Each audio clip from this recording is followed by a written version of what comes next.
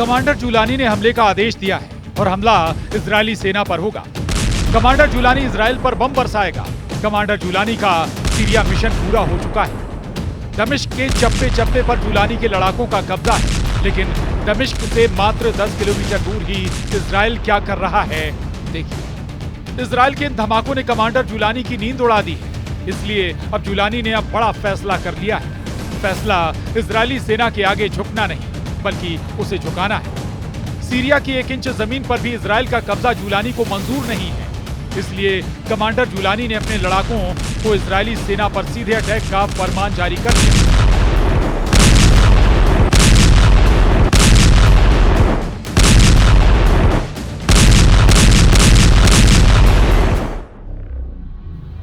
असद सरकार के पतन के बाद ही इजराइल ने सीरिया में मौजूद सेना के कई ठिकानों को नेस्तनाबूद करना शुरू कर दिया है। ये कब तक चलेगा, ये दुनिया के किसी देश को नहीं मालूम, लेकिन अब ये साफ होने लगा है कि इजराइल के हमले से ये युद्ध और भड़क सकता है, क्योंकि कमांडर जुलानी को सीरिया में इजरायली सेना की उपस्थिति कांटे की तरह चुभ रही है।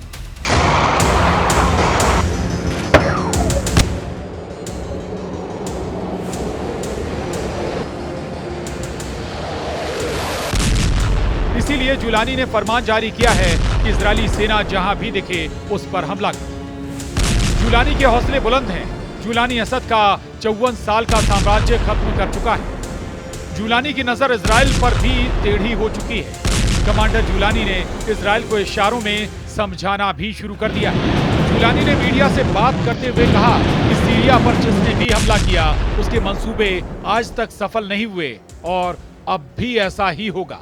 HTS चीफ कमांडर जुलानी ने साफ कर दिया है, लेवांत की भूमि पर हमला करने वाला कोई भी साम्राज्य नहीं बचा है। उसका साम्राज्य समाप्त हो गया। मंगोलों ने लेवांत में प्रवेश किया, उनका साम्राज्य ध्वस्त हो गया। फारसी साम्राज्य लेवांत में था, उसका साम्राज्य गिर गया। रोमनों ने लेवंत पर कब्जा कर लिया, उनका साम्राज्य भी समाप्त हो गया। और अब जो भी यहां हमला करेगा उसका अंत तय है।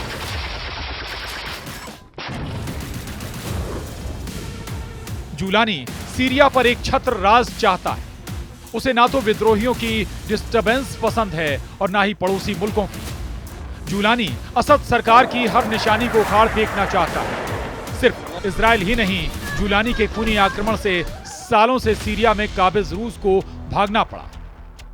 रूसी सेना की सीरिया से वापसी शुरू हो चुकी है। हर गुजरते दिन के साथ सीरिया से रूस की मौजूदगी धीरे धीरे कम हो रही है। सीरिया से आई इन ताजा सैटेलाइट तस्वीरों को देखिए, जिसे institute for the study of war यानी ISW के एक्स हैंडल से जारी किया गया है। 13 दिसंबर को सैटेलाइट कैमरे ने सीरिया में मौजूद रूस के सैन्य अड्डों की तस्वीरें ली। लताकिया के खमीमिम एयरबेस और टॉर्टस नेवल बेस की तस्वीरों में साफ साफ दिख रहा है कि रूस सीरिया को छोड़कर भाग रहा है। पुतिन ने सीरिया छोड़ने का पक्का इरादा कर लिया है। पहले ये देखिए, इस सैटेलाइट तस्वीर में 2 AN-124 ट्रांसपोर्ट एयरक्राफ्ट दिख रहे हैं। दोनों प्लेन के आसपास गाड़ियां मौजूद हैं। कार्गो का सामान लोड किया जा रहा है। विमान उड़ने की तैयारी में। सैटेलाइट तस्वीरों में दावा किया गया है कि सीरिया में मौजूद अपने अड्डे पर रूस अपने KA-52 लड़ाकू हेलीकॉप्टर को डिसमेंटल कर रहा है। इस तस्वीर में रूस की S-400 मिसाइल भी दिख रही है। S-400 को भी रूस खमीमिम बेस से दूसरी जगह ले जा रहा है, क्योंकि रूस को पता है कि अगर ये मिसाइलें यहां पर रहीं और ये हेलीकॉप्टर जुलानी के लड़ाकों के हाथ लग गया तो क्या हो सकता है। लताकिया के नजदीक ही रूस का टॉर्टस बेस मौजूद है, जहां से रूस अपने विद्रोहियों को आंखें दिखाता था। इसके पीछे टॉर्टस बेस की भौगोलिक स्थिति है, लेकिन असद सरकार के पतन के साथ ही रूस ने यहां से भी अपनी युद्धपोत और पनडुब्बी निकाल ली। बिना पानी की मछली देखी है आपने? पहले वो पानी के लिए तड़पती है और फिर आखिरकार दम तोड़ देती है। लेबनान वाले हिजबुल्लाह के साथ भी यही हो रहा है। सीरिया में बशर अल असद की सत्ता का पतन होने के बाद हिजबुल्लाह की मेन सप्लाई लाइन कट गई। रिपोर्ट्स के मुताबिक हिजबुल्लाह के पास हथियार नहीं बचे, उसके हथियार गोदाम भी खाली हो चुके हैं। हिजबुल्लाह असद का मुख्य समर्थक था और उसने पिछले दशक में उसने हजारों लड़ाके सीरिया भेजे थे। दशकों तक हिजबुल्लाह ईरान से हथियारों के लिए एक माध्यम के रूप में सीरिया पर निर्भर रहा है। Hezbollah chief Naim Qassem Jolani के आगे गिड़गिड़ा रहा है कि ताकि ईरान से सीरिया के रास्ते आने वाले उसके हथियार की सप्लाई लाइन फिर से शुरू हो जाए। हाँ, हिजबुल्लाह ने सीरिया में अपनी सप्लाई लाइन खो दी है, लेकिन ये नुकसान विद्रोह की वजह से हुआ। एक नया रिजीम आ सकता है और ये रास्ता सामान्य हो सकता है या हम दूसरे रास्ते खोज सकते हैं। प्रतिरोध लचीला होता है तो एक निश्चित सीमा पर नहीं रुकता।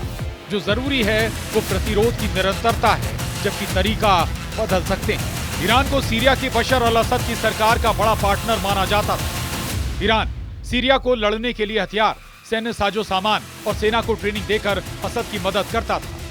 सीरिया में असद सरकार का पतन ईरान के लिए किसी बड़े झटके से कम नहीं है। इस बीच सीरिया में भी जुलानी के लिए हालात लगातार बिगड़ते जा रहे हैं। अखबारों में, टीवी पर, मोबाइल पर दमिश्क पर कब्जे के बाद अब तक आप हजारों जगहों पर कमांडर जुलानी का चेहरा देख चुके हैं। कमांडर जुलानी को दुनिया का बच्चा अब पहचान चुका है, लेकिन सीरिया में अब भी सैकड़ों नहीं हजारों जुलानी जैसे कमांडर हैं जो मौके की तलाश में हैं। कुछ ने तो सीधी ललकार भी भर दी है। एसडीएफ चीफ मजलूम आब्दी का कहना है कि हमारे इलाके में बड़ा खतरा है। तुर्की हमें सीधे तौर पर धमकी दे रहा है। ऐसे ही दूसरे क्षेत्रों में हथियारबंद गुटों से खतरा है। इन खतरों से निपटने और अपनी जमीन, लोगों की रक्षा के लिए हमें जो भी कदम उठाने की जरूरत होगी वो हम करेंगे। सीरिया में सक्रिय गुटों में खूनी संघर्ष बढ़ता जा रहा है, जिससे सीरिया में नया गृह युद्ध छिड़ने का अंदेशा पैदा हो गया।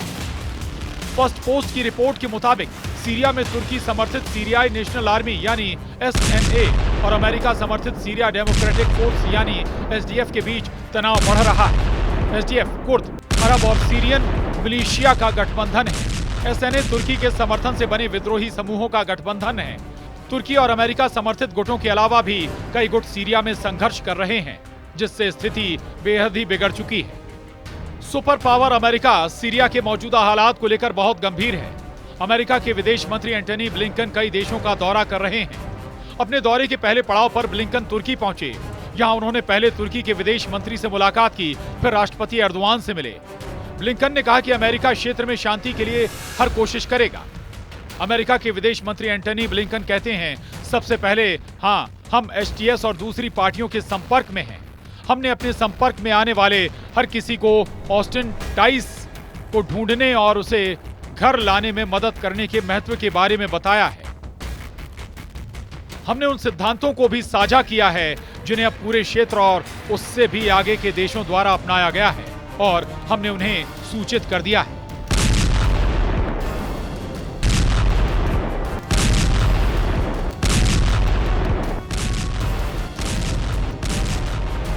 इजरायली सैनिकों ने पिछले हफ्ते में गोलान हाइट्स पर इजरायली और सीरियाई सेनाओं को अलग करने वाले संयुक्त राष्ट्र बफर जोन में एंट्री की थी।